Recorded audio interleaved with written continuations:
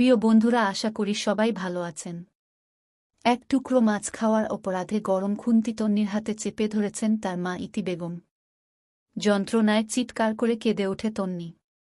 ছোটফট করতে থাকে হাতখানা ছাড়ানোর জন্য, কিন্তু মায়ের শক্তির সাথে পেরে ওঠে না।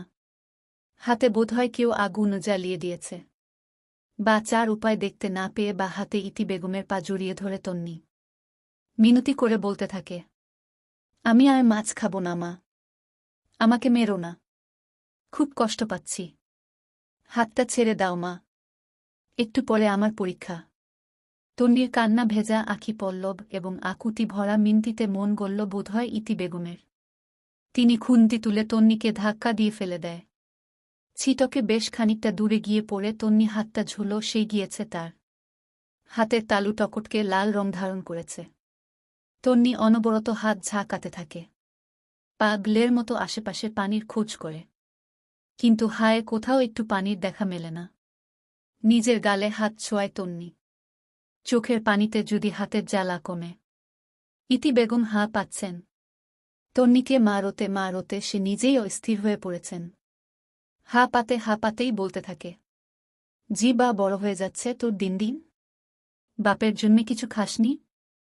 আমার ছেলের জন্য রেখে দিয়েছিলাম আমি। তোকে জবাই করে রান্না করতে পারলে শান্তি হতো আমার। বেহায়া মেয়ে।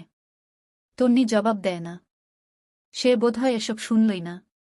সে তো ব্যস্ত হাতের ব্যথা কমাতে। আজকে তন্নি এসএসসি পরীক্ষার শেষ দিন। এই একটা পরীক্ষা দিতে পারলেই সে মুক্ত। অনেক রাত অবধি বই নিয়ে বসেছিল বিধায় সকালে ঘুম ভাঙতে দেরি হয়ে যায়। ঘুম ভাঙতেই তন্নি তাড়াহুড়ো করে ফ্রেশ হয়ে রান্নাঘরে যায় কিছু খেতে। এক মুঠো পান্তা ভাত আর এক টুকরো ভাজা মাছি অবশিষ্ট ছিল বিধায় সে তাই খেয়ে নিয়েছে। চুলায় তরকারি বসানো। তন্নির ধারণা মা বোধহয় এই ভাত আর মাছ তার জন্যই রেখেছে। খাওয়া প্রায় শেষ হয়েছে তার। শেষ এক লোকমা ভাত মুখে নিতে যেতেই ইতি বেগম চুলের মুঠি ধরে তন্নির হাতে থাকা ভাতের প্লেট ফেলে দেয়। কুত্তার বাচ্চা, আমার ছেলের জন্য রাখা মাছ তুই খাচ্ছিস? বলেই এ লোপা তারি মা রোতে থাকে।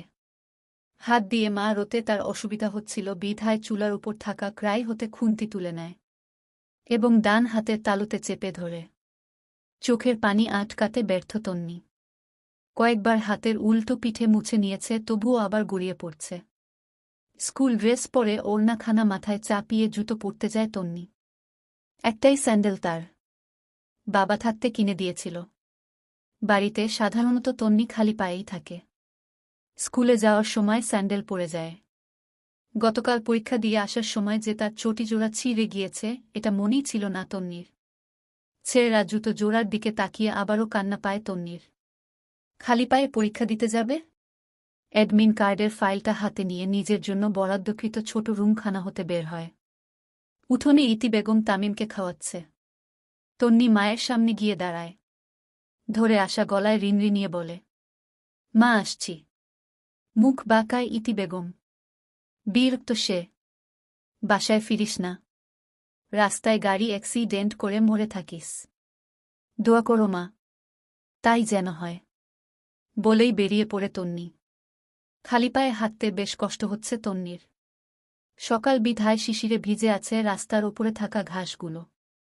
সেই ঘাসে পা লাগতেই শরীর শির শির করে উঠছে। হাতের যন্ত্রণা কিছুটা কমেছে, কিন্তু হাত মুট করতে পারছে না তন্নি। লিখতে পারবে তো সে? লিখতে তো হবেই। অনেক স্বপ্ন তন্নির দুচোখে। বেঁচে থাকার স্বপ্ন, একটু ভালো থাকার স্বপ্ন। এসব ভাবতে ভাবতেই চলে আসে বিশাল বড় সাদা কালো রঙের আবিত একটা বাড়ির সামনে। এই বাড়িটা তন্নির বেস্ট ফ্রেন্ড অথয়ের বাড়ি। তন্নি প্রতিদিন এই বাড়িটার সামনে দাঁড়িয়ে থাকে অথয়ের অপেক্ষায়। তবে আজকে দাঁড়াতে ইচ্ছে করছে না।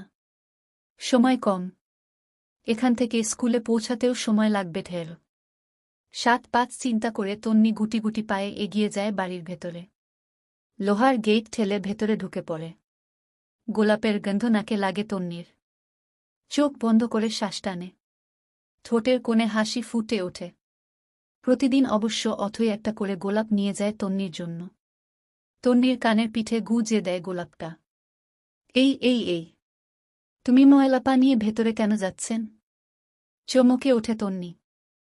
উঠোনে পা খানা রাখতেই যাচ্ছিল, কিন্তু পুরুষালী চঞ্চল কণ্ঠ শুনে থেমে যায়। কেঁপে ওঠে তার সমস্ত সত্তা। মাথা নিচু করে ফেলে, অনুভব করে তার সামনে কারও অস্তিত্ব, কিন্তু মাথা তুলে তাকানোর সাহস পায় না। জুতো কোথায় আপনার? খালি পায়ে ভেতরে কেন যাচ্ছেন? বুঝতে পারছেন না আপনার পায়ের কাদাতে আমার উঠোন নোংরা হয়ে যাচ্ছে? এবার গম্ভীর কণ্ঠস্বর। এই তো চঞ্চল ছিল, এরই মধ্যে গম্ভীর হয়ে গেল। শুকনো ঢোক গিলে তন্নি কাচুমাচু হয়ে দাঁড়ায়। অবশ্যই সে অন্যায় করে। আসলে তন্নির খেয়াল ছিল না যে তার পায়ে জুতো নেই।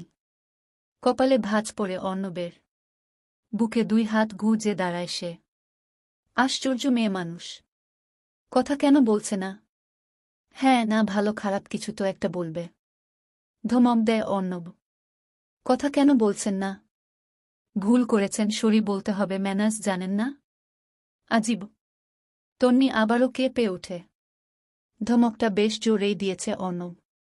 ডিসগাস্টিং মেয়ে। গেটের বাইরে গিয়ে দাঁড়ান। তখনই ফাইল হাতে দৌড়ে বের হয় অথই। তন্নি আর তার ভাইকে একসাথে দেখে বেশ খুশি হয় সে। এক লাফে তন্নির পাশে গিয়ে দাঁড়ায়। তন্নি, তুই বলেছিলি না আমার ভাইকে বিয়ে করবি? এটাই আমার ভাই। বিয়ের কথাটা কি তুই বলে ফেলেছিস? নাকি আমি বলবো? তন্নির চোখে এবার পানি চলে আসে। এখন নিশ্চয় একটা থাপ্পড়ই মেরে দিবে। অথই ঠোঁট পাতলা মেয়ে। মায়ের অত্যাচারে অতিষ্ঠ তন্নি অথইয়ের এই সুন্দর জীবনটাকে বেশ হিংসা করে। অথই যখন তার ভাইয়ের কথা শোনাত তন্নিকে, তখন তন্নি বলেছিল, তোর ভাইকে বিয়ে করব আমি। তারপর তোর মতো সুন্দর জীবন আমারও হবে। অর্ণব এবার চোয়াল শক্ত করে ফেলে। এইটুকুনি মেয়ে বিয়ে করার কথা ভাবে? তন্নির থমথমে মুখখানা দেখে অথই ভেবে নেয় তন্নি বলতে লজ্জা পাচ্ছে। তাই অথই অর্ণবের এক হাত জড়িয়ে ধরে বলে, ভাই, তন্নি তোমাকে খুব ভালোবাসে। তোমাকে বিয়ে করবে। তোমার বাকিটা শেষ করার আগেই অর্ণব বলে ওঠে, একটা চটকা না দিয়ে সব দাঁত ফেলে দিব। বেয়াদব মেয়ে। নাকটি পলে দুধও বের হবে, এখনই বিয়ে করার স্বপ্ন দেখে ফেলেছে। অথই, তুই এর সাথে মিশবি না। অথইয়ের হাত ছাড়িয়ে অর্ণব বড় পা ফেলে চলে যায়। তন্নির চোখে টলমল করা পানি টুপ করে গাল বেয়ে গড়িয়ে পড়ে।